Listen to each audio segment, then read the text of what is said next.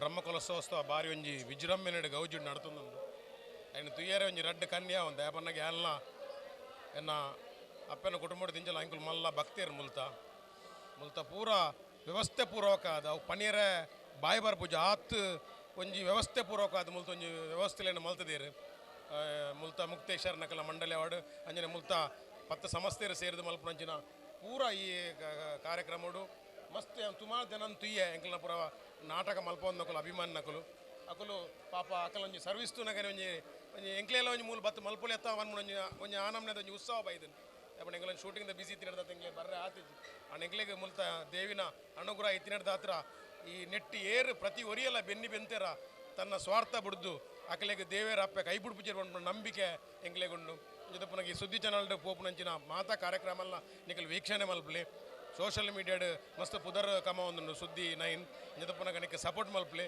ನಿತ್ತ subscriber ಆಗಲಿ ಐಕ್ಲೆಗೆ support ಮಲ್ತಂದಂಡ ಬೇತೆ ಬೇತೆ ಧಾರ್ಮಿಕ ಕಾರ್ಯಕ್ರಮಗಳು ಆಕಲ ಮುಖಾಂತರ ನಿಕ್ಲೆ ಮುಟ್ಟರ ಸಾಧ್ಯತೆ ಉಂಡು ಎಂಕೊಂಚ ಅವಕಾಶ ಬಂದು ಕೊರ್ನೆ ಪಾತೇರ್ನಕ್ಕೆ ಚಾನಲ್ ದಕ್ಲಿಲ್ಲ ಈ ಬೈದಿನ ಪೂರ ಭಕ್ತಿರ್ನಕ್ಲಿಲ್ಲ ನೀನು ಮಲ್ಪವನಂಚಿನ ಮಸ್ತ್ ಮಲ್ಲ ಜನಕ್ಲೇ ಇಲ್ಲ ನಿಕ್ಕೆ ದಾನ ಮಲ್ತಿನ ಮಾತ್ರೆಗಳ ಉಡಲ್ದಿನ ಸೊಲ್ಮೆ ಸಂದ ಒಂದಲ್ಲ ಬಲೆ ಈ ಜಾತ್ರೆದ ಪೊರ್ಲುಂತೂಲಿ ಮಾತ್ರ ಸುದ್ದಿನ ಇಂದು ನಮ್ಮ ಬ್ರಹ್ಮಕಲಶೋತ್ಸವ ಅಪ್ಪನ ಆಶೀರ್ವಾದ ಎಂಗ್ಲ ಮಿತ್ತಲೆ ಪಡು ಮಾತನ ಮಿತ್ತಲೆ ಪಡು ಈ ಸುದ್ದಿನ ನ್ಯೂಸ್ ನನಾತ ಪ್ರಚಾರ ಆವಡನ್ನು ಈಶ್ವರ ಥ್ಯಾಂಕ್ ಯು ಸರಿ ಸರಿ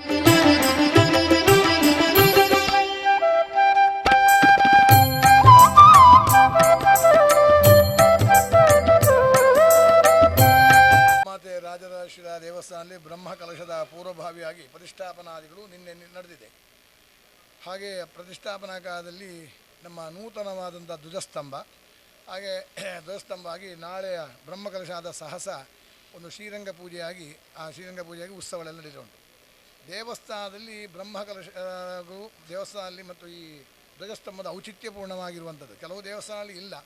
ನಮ್ಮಲ್ಲಿ ಗೌಣೋತ್ಸವ ಭೌಮೋತ್ಸವ ಎಂಬಂತಹ ವಿಚಾರ ಇಟ್ಟುಕೊಂಡು ಉತ್ಸವಾದಿ ಮಾಡುವ ಕೆಲವು ಕಡೆಗಳಲ್ಲಿ ರಂಗಪೂಜಾದಿಲಿ ಇಟ್ಟುಕೊಂಡು ಉತ್ಸವಗಳು ಮಾಡುವಂಥ ಕ್ರಮಗಳು ಉಂಟು.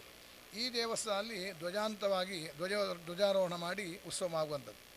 ಹಾಗೆ ಅದು ಸ್ವಲ್ಪ ಈ ನೂತನವಾಗಿ ಸಮಗ್ರವಾದ ದೇವಸ್ಥಾನ ಜೀರ್ಣೋದ್ಧಾರ ಆಗಿರುವುದರಿಂದ ನೂತನವಾದಂತಹ ಒಂದು ಧ್ವಜಸ್ತಂಭ ಪ್ರತಿಷ್ಠಾಪನೆ ಹಾಗೆ ಆ ಧ್ವಜ ದೇವತೆಗಳ ಆವಾಹನೆ ಆ ದೇವರ ವಾಹನವು ಯಾವುದುಂಟು ಆ ವಾಹನವನ್ನೇ ಅಲ್ಲಿ ಏರಿಸುವಂತಹ ಕ್ರಮಗಳು ಹೀಗೆ ಬಂದಿದೆ.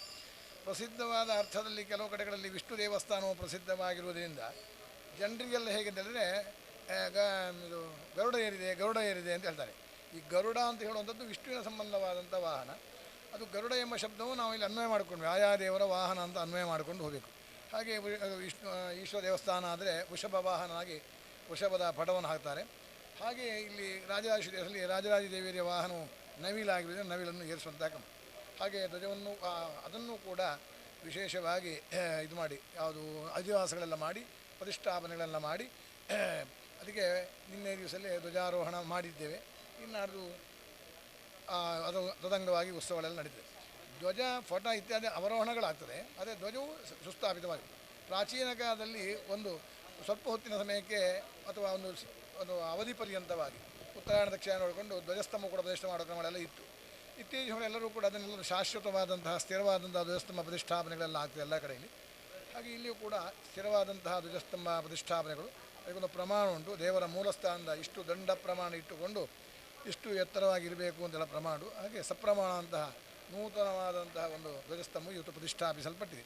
ಹಾಗೆ ವಾಹನವು ಕೂಡ ಹಾಗೆ ಸಾಮಾನ್ಯವಾಗಿ ಜನರಿಗೆ ಹೇಗೆ ನಾಲೆಜ್ ಉಂಟು ಅಂತ ಹೇಳಿದರೆ ಈ ಎಲ್ಲ ದುರ್ಗೆ ಅಂತ ಹೇಳಿದ್ರೆ ಅವಳು ಸಿಂಹವಾಹಿನಿ ಅಥವಾ ಹುಲಿ ಇತ್ಯಾದಿಗಳುಂಟು. ಆದರೆ ಇಲ್ಲಿ ರಾಜರಾಜೇಶ್ವರಿಯು ಪ್ರತಿಷ್ಠಾಪನಾದಾಗಾಯಿತು. ಇಲ್ಲಿ ಮಯೂರ ವಾಹಿನಿ ಆಗಿರುವುದರಿಂದ ಅದರ ವಾಹನ ಮತ್ತು ವಿಶ್ವಮೂರ್ತಿ ಸುಬ್ರಹ್ಮಣ್ಯ ಆಗಿರುವುದು ಕೂಡ ಇದಕ್ಕೆ ಎರಡು ಕೂಡ ಅನ್ವಯ ಮಾಡಿಕೊಂಡು ಇಲ್ಲಿ ನವಿಲು ಎಂಬಂತಹ ಒಂದು ವಾಹನ ದೇವರ ವಾಹಕ ಶಕ್ತಿಯನ್ನು ಇಲ್ಲಿ ಏರಿಸುವಂತಹ ಕ್ರಮ.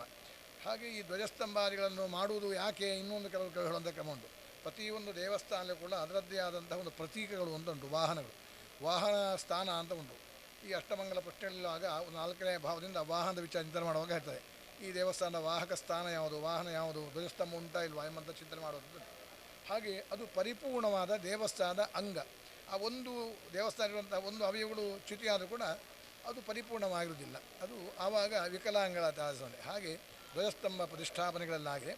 ಹಾಗೆ ಅದರ ಮೇಲೆ ಅದರಲ್ಲಿ ಹೇಳ್ತಾನೆ ಪ್ರತಿಷ್ಠಾಪನೆ ಚತುರ್ಥೇನಿ ಅಭಿಷೇಕ. ಒಂದು ದೇವರನ್ನು ಪ್ರತಿಷ್ಠಾಪನೆ 4ನೇ ದಿವಸಕ್ಕೆ ಅಭಿಷೇಕ ಅಂತ ಉಂಟು ಬ್ರಹ್ಮಕಲಶಾದಿಗಳು. ಹಾಗೆ ನಿನ್ನೆ ಪ್ರತಿಷ್ಠಾಪನೆಗಳಾಗಿದೆ.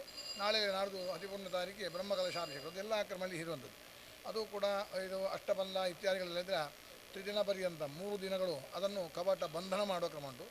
ಇಲ್ಲಿ ಇದು ಲೇಪಾಷ್ಟ ಮತ್ತು ಇಲ್ಲಿ ಪಂಚಲೋಹದ ಬಿಂಬಗಳಾಗಿರೋದ್ರಿಂದ ಕವಾಟ ಬಂಧನ ನಿತ್ಯ ಪೂಜೆಗಳಲ್ಲಿ ನಡೀತದೆ.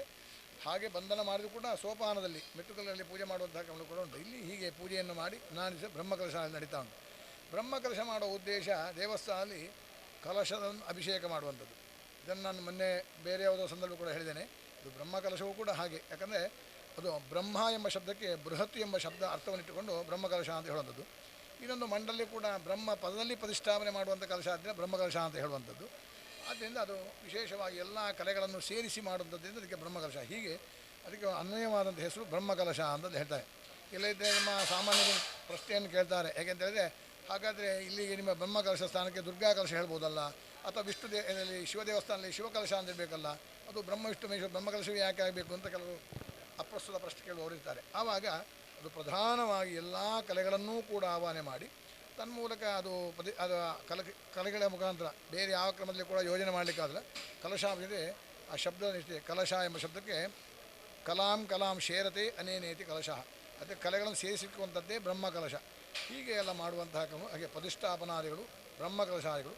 ಆಮೇಲೆ ಇಲ್ಲಿ ದೇವಸ್ಥಾನ ಆಗತಕ್ಕಂತಹ ಈ ನಿತ್ಯ ದೈನಂದಿನ ಕೆಲಸಗಳು ಕೂಡ ನಿರ್ಣಯ ಮಾಡಲಿಕ್ಕೆ ಉಂಟು. ಕ್ಷೇತ್ರೇಶ್ವರು ಆಚಾರ ಸ್ಥಾನದಲ್ಲಿ ಇದು ಕೂಡ ಇನ್ನು ಹೀಗೆ ನಡ್ಕೊಳ್ತೀವಿ ಅಂತ ಇವರು ಒಂದು ಯಾವ ರೀತಿಯಲ್ಲಿ ವಿಶೇಷವಾದಂತಹ ನಾವು ಲೌಕಿಕವಾದ ಕ್ರಮದಲ್ಲಿ ಒಂದು ಸಂವಿಧಾನವು ಬಂದ ಕೂಡಲೇ ನಾವೆಲ್ಲ ನಿರ್ಣಯ ಮಾಡ್ತೀವಿ, ಹಾಗೆ ದೇವಸ್ಥಾನ ಬ್ರಹ್ಮಶಾಲೆಗಳ ಇನ್ನು ಇದೇ ಕ್ರಮದಲ್ಲಿ ಇಲ್ಲಿ ನಡ್ಕೊಂಡು ಹೋಗ್ತೇವೆ ಅಂತ ಪ್ರತಿಜ್ಞೆಯನ್ನು ಕೂಡ ಮಾಡಲಿಕ್ಕೆಲ್ಲ ಉಂಟು.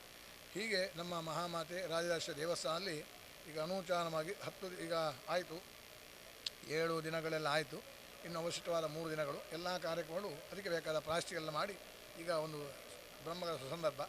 ಆ ಬ್ರಹ್ಮಕಲಶ ಸಂದರ್ಭದಲ್ಲಿ ಆಕೆ ಪರಿಪೂರ್ಣಳಾಗಿರ್ತಾಳೆ, ಕಲಾ ಸನ್ನಿಧಿ ಆಗಿದ್ದುಕೊಂಡು ಅವಳು ಪ್ರಸನ್ನತೆಯನ್ನು ಹೊಂದಿರ್ತಾಳೆ ಎಂಬಂತಹ ಕಲ್ಪನೆಯಿಂದ ನಮ್ಮಲ್ಲಿ ಕೆಲವು ಪ್ರಶ್ನೆ ಇರ್ತದೆ. ಯಾಕಪ್ಪ ಬ್ರಹ್ಮಕಲಶಕ್ಕೆ ಎಲ್ಲರೂ ಬರಬೇಕು, ಹೇಗೆ ಮಾಡಬೇಕು ಅಂತ ಹೇಳೋದು. ಒಂದು ದೇವಸ್ಥಾನ ಅಭಿವೃದ್ಧಿ ಆಗಬೇಕಾದ್ರೆ ಅಲ್ಲಿ ಹೇಳ್ತಾರೆ. ಹೇಗೆಂದರೆ ಆಚಾರ್ಯ ತಪಸ ಆಮ್ನಾಯ ಜಪೇನ ಚ ನಿಯಮೇನ ಚ ಅನ್ನದಾನೇ ಚ ಕ್ಷೇತ್ರ ಬುದ್ಧಿಸ್ತು ಪಂಚದ ಅಂದಿದೆ. ಹಾಗಾಗಿ ಈ ಎಲ್ಲವೂ ಬೇಕಲ್ಲಿ. ಜಪ, ತರ್ಪಣ, ನಮಸ್ಕಾರ, ಹಾಗೆ ಭೋಜನಾದಿಗಳು ಬಂದಂಥವರೆಲ್ಲೂ ಕೂಡ ದೇವತಾ ಸ್ವರೂಪರು, ದೇವರ ಪ್ರಸಾದ ತಗೊಳ್ಬೇಕು ಎಂಬ ಭಾವನೆಯಲ್ಲೂ ಕೂಡ ಅನ್ನ ಸಂತರ್ಪಣೆ ಕೂಡ ಇರ್ತಾರೆ. ಕೆಲವು ಹೇಳ್ತಾರೆ ಅನ್ನ ಸಂತರ್ಪಣೆ ಬೇಡ ಅಂತ ಹೇಳೋರು ಇದ್ದಾರೆ. ಆದರೆ ಎಲ್ಲವೂ ಇದ್ದರೆ ಮಾತ್ರ ಬ್ರಹ್ಮಕಲಶ ಪರಿಪೂರ್ಣ ಅದು. ಈ ನಿಟ್ಟಿನಲ್ಲಿ ದೇವಸ್ಥಾನದ ಎಲ್ಲ ಆಗುಹೋಗಿ ನಡೀತಾ ಉಂಟು. ಆ ಮಹಾಮಾತೆ ನಡೆಸ್ತಾ ಇದ್ದಾಳೆ. ಹಾಗೆ ಆ ಮಹಾಮಾತೆ ಎಲ್ಲರಿಗೂ ಕೂಡ ಒಳಿತು, ಶ್ರೇಯಸ್ಸು, ಅಭ್ಯುದಯ ನಿರಂತರವಾಗಿ ಲೋಕಕ್ಕೆ ಬರತಕ್ಕಂತಹ ಮಸೂರಾದಿ ರೋಗಗಳನ್ನೆಲ್ಲ ಪರಿಹಾರ ಮಾಡಿ ಅನುಗ್ರಹ ನಡೆಸಲಿ ಅಂತ ಹೇಳಿ ಆ ಮಹಾಮಾತೆ ನಾವೆಲ್ಲ ಪ್ರಾರ್ಥನೆ ಮಾಡಿಕೊಳ್ಳೋದು.